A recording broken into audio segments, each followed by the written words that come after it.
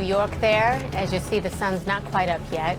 It's on its way, of course, and we say a good morning to all of you wherever you might be, lifting your head off the pillow this morning. Let's talk about the law enforcement that is on high alert right now following threats of armed protests in all 50 states ahead of the inauguration. Look at this. Overnight, at least 500 Wisconsin National Guard soldiers and airmen boarded flights, all of them headed to the nation's capital. Also this morning, we have new details regarding President-elect Joe Biden's plans for his first day in office and the executive orders he plans to sign. One of those includes issuing a mask mandate on all federal property. Let's start this morning with CNN's Brian Todd. He is in Washington. Brian, law enforcement, state officials on high alert for potentially violent protests. Tell us more about some of these growing preparations. Right, Victor and Christy, the security posture in the city is intense, to put it mildly. The city becomes more and more of a fortress, really seemingly every hour, because almost every hour you hear of one other security measure being implemented. You're hearing of the perimeter being pushed slightly further away from the U.S. Capitol here. We'll walk over here a little bit because there are some buses full of National Guard troops that may be coming in a second.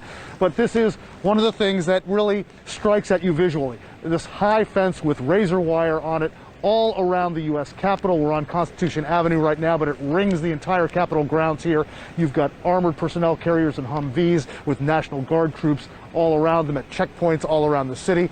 This is Constitution Avenue down here. Look, every block down there is a checkpoint. You cannot get through here with any vehicles. No vehicles privately owned can get anywhere near this area, and they're starting to limit foot traffic in this area even as we speak. So this security situation is getting more and more intense and robust. All of this, of course, because FBI officials and other law enforcement authorities telling CNN earlier this week that there had been plans for armed protests in all 50 state capitals and Washington, D.C.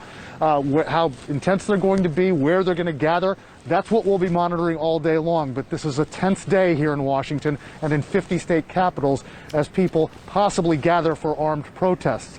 Now, I can tell you that in Washington, D.C., where they gather, that's going to be something interesting to monitor because, again, the security perimeter being pushed further and further out. More and more streets are being closed.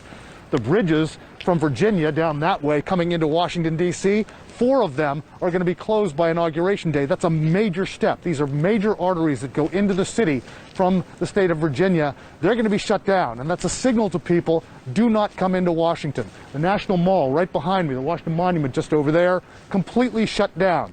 An extraordinary thing. You just have not seen this on an Inauguration Day, but that's going to be the case here. Now, it's not just because it's 6 o'clock in the morning, but all through the day, around Capitol Hill, it is eerie because it is so quiet right now. Again, people are not being allowed to walk in this area anymore.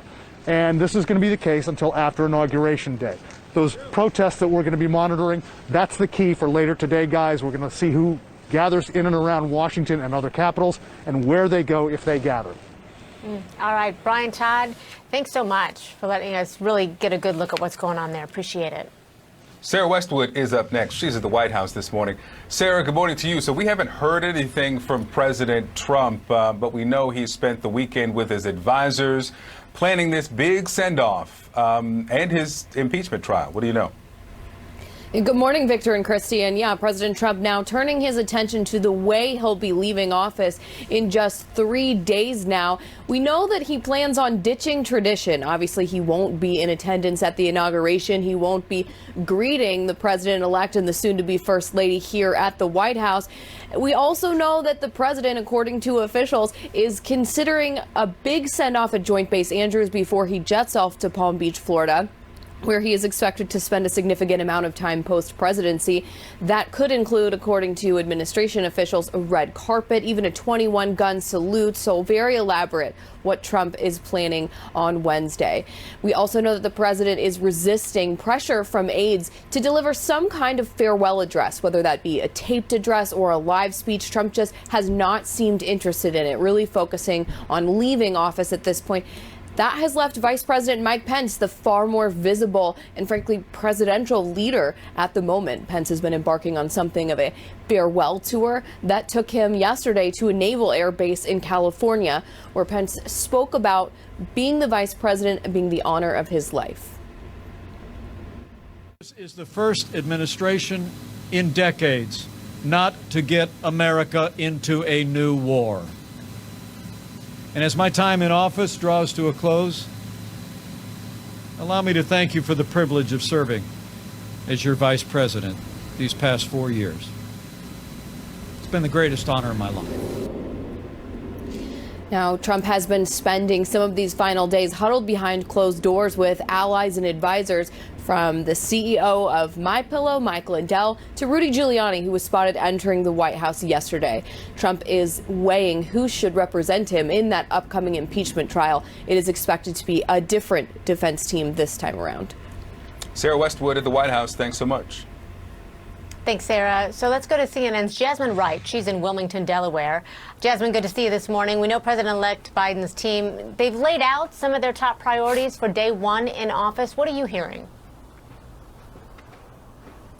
Christy, President-elect Biden will have a very busy first day in office come Wednesday. His administration says that he will sign roughly a dozen executive orders on that first day. And some of those are meant to roll back the actions that President Trump took over his last 4 years. But they will also go further in places that just weren't possible under President Trump. Now, Chief of Staff Ron Klain laid out some of those first day moves.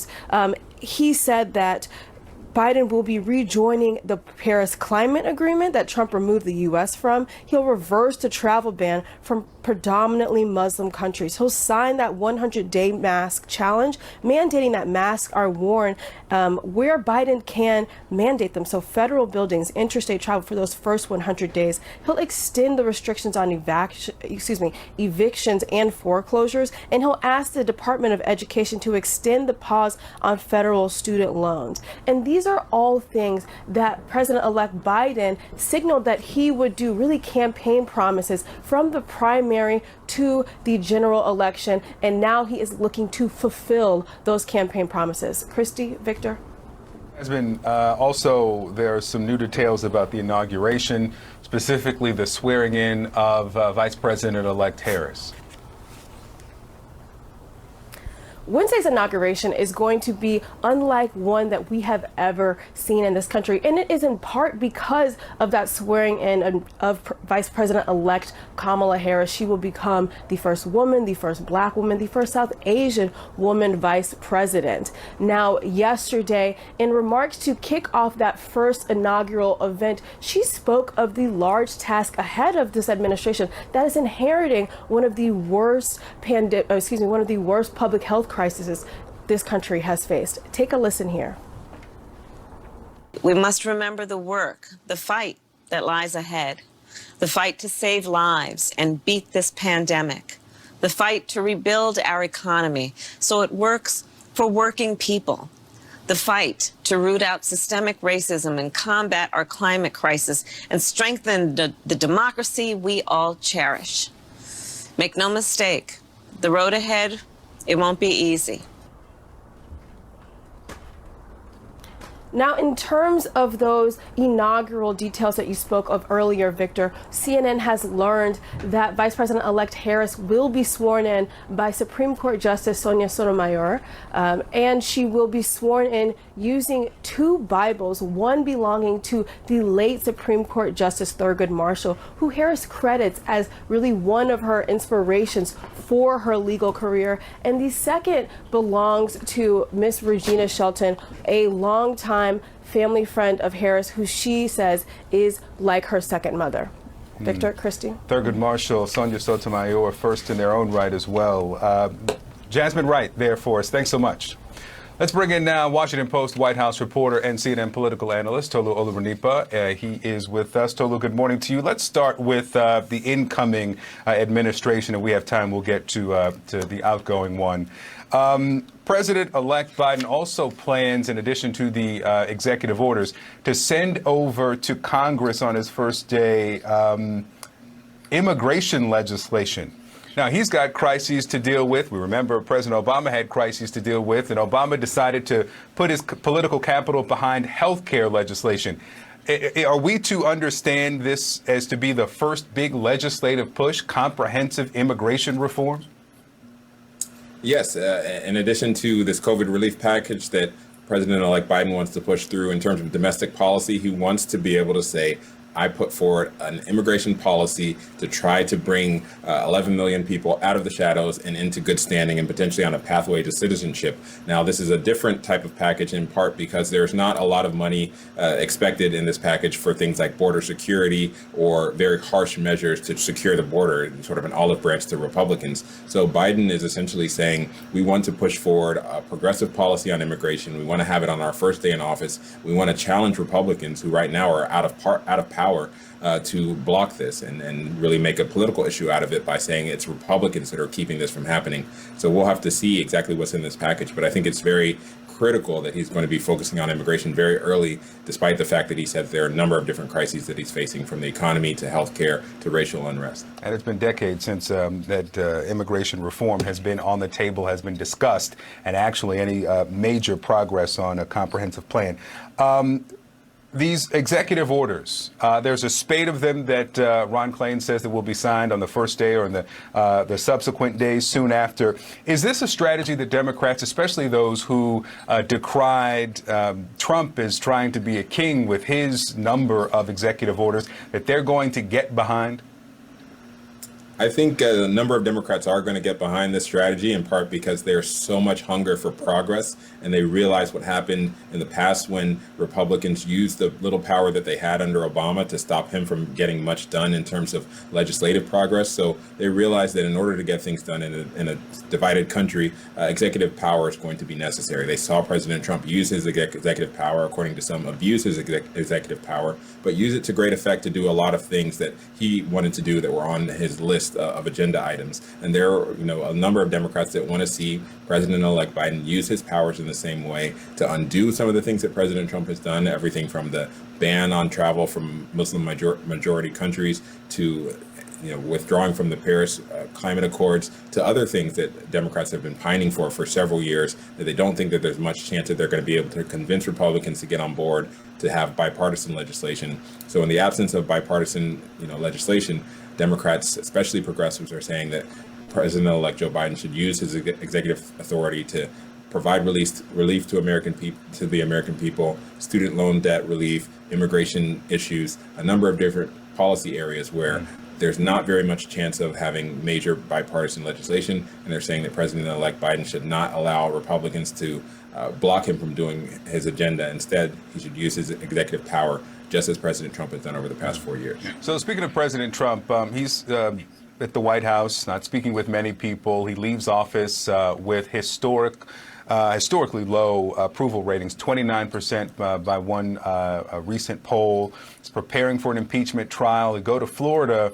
Has he or have those around him started to detail what is next for a potential comeback, potential relevance post-presidency?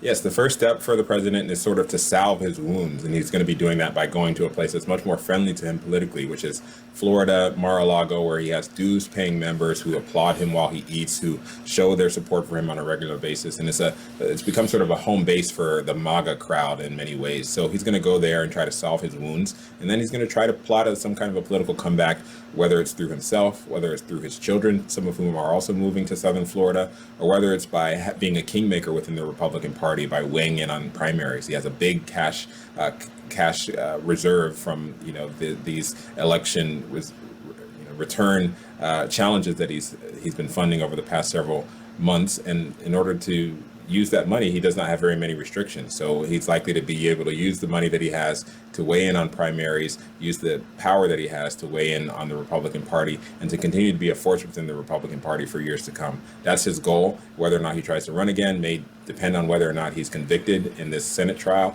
But in the meantime, he's going to be trying to use his power within the party to influence what happens going forward. Yeah, that's going to be a new role for him, not being king, but being kingmaker. No indication thus far that he wants an heir instead of taking the role himself. But we'll see. He'll have the opportunity to craft that position for himself after he leaves the White House. Todo Olorunipa, thank you. Thank you.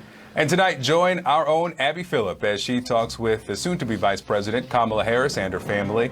The CNN special report, Kamala Harris Making History, airs at 10 p.m. Ahead this hour, CNN investigates how homegrown extremists are now a greater threat to the U.S. than jihadi terrorists. Also ahead, how the pandemic is forcing a lot of working mothers to make a big sacrifice for the sake of the family. There's no option because I have to maybe ask somebody come to watch them, but there is no option for me.